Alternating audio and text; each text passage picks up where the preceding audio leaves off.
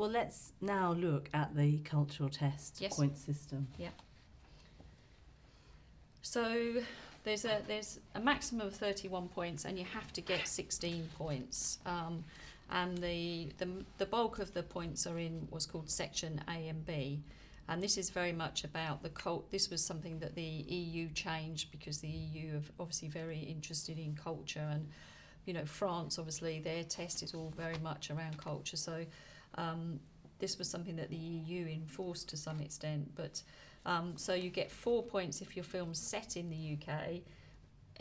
Some of these points you get 3 points if it's less, you know, if a proportion, 75% set in the UK. And that's including Scotland, Wales, the whole of the UK, Northern Ireland. But not Isle of Man.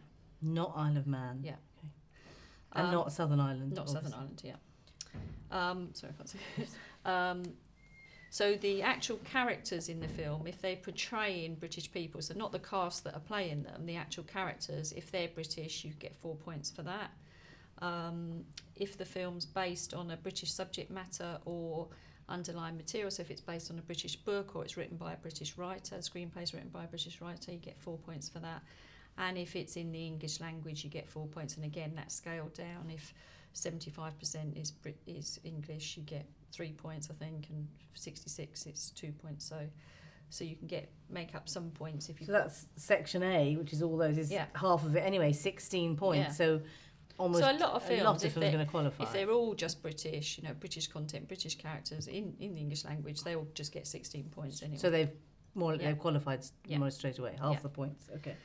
Section B is this cultural contribution, which is a very subjective and subjective often on what DCMS thinks. So, and it's to do with whether you portray British culture, British heritage, or British creativity. So that's quite hard to get points in, but often you can get 1 or 2 points depending on what your story is. You can get 4, for example. Up to 4, but very few films do. One of the examples isn't Gandhi that would have qualified because it's a British sort of subject matter. Yeah. Kind of the Raj and Gandhi and stuff, even though it wasn't shot. Yeah, so if it's a historical film, even though if it would have been shot in India, because it's a historical film about Britain, the British Raj, yes, that would qualify in a lot of ways. So C is cultural hub, so that's based on where you shoot the film and where you do your post-production and your music recording and everything, and you can get 3 points for that. But you only get 2 for the studio and or location shooting, 1 for music recording, audio, visual, and you have to do more than 50% in the UK, so you can still do some abroad. Okay, here we go, cultural practitioners. So these are the actual individuals, is the director, scriptwriter, producer, composer, all of those. 1 point for each, lead actors. Yeah.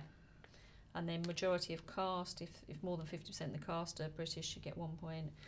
If more than 50% of the key staff are British, you get 1 point. So, if any one of these, lead production designer, lead costume designer, etc., you get 1 point. Because these are actually probably heads of department in production. Exactly, yeah. We talk about this. So majority of crew, 1 point. Yeah. Key heads of department. So not very difficult to get 16 out of 31 of all of those as a mixture. Yeah. And in terms of what we do, if you get 16 points in section A and B, you actually don't need to have an accountant's report with your final DCMS application.